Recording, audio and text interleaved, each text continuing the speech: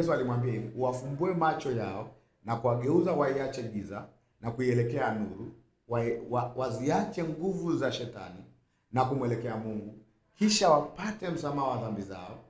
Angalia, na urithi miongoni mwa waliotakaswa kwa imani yangu mimi. Yesu anasema hayo maneno, lakini ameeleza condition hapa, ni kwa kuamini habari za Yesu kufa na kufufuka katika wafu.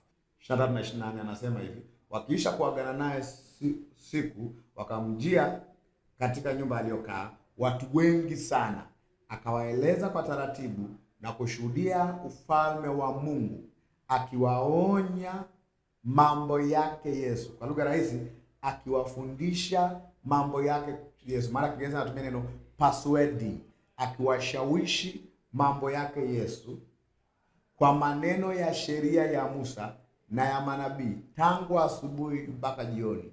Sasa nisikilize kwa makini. Paulo alikuwa akiwashawishi watu asubuhi mpaka jioni kwa kutumia maneno ya sheria ya Musa na manabii. Katika kuzungumza kwake alikuwa akichambua na kuelezea habari za Yesu kutokea kule, ambazo ni habari za kufa na kufuka kwake.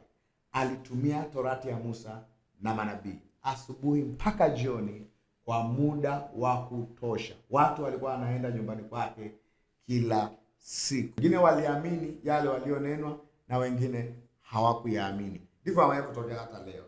Unaweza kuhubiri watu wachache wakaamini, wengine wakakataa, lakini hiyo ni commission. Ukienda kushare injili, wengine wataamini na wengine watakataa. Ni mwisho wa siku lazima waone kiacho natakiwa kuwaonyesha habari za Yesu Kristo, mateso, kufa na kufufuka siku ya tatu. Ndani ya hizo habari ndio kuna ukombozi wa wanadamu. Haijalishi unaiona hizo habari kama zinachekesha, haijalishi hizo habari kama ni za kipuuzi kama alivyokuwa anaona watu wengine, lakini mwisho wa siku Mungu akitaka kuokoa, anawaokoa kwa imani iliyo katika Kristo Yesu. Anawapa ondoleo la dhambi kwa sababu wameamini katika mauti ya Yesu Kristo, kuteswa na kufa na kufufuka kwake pamoja na ufufuo wake. Hiyo ndiyo Injili.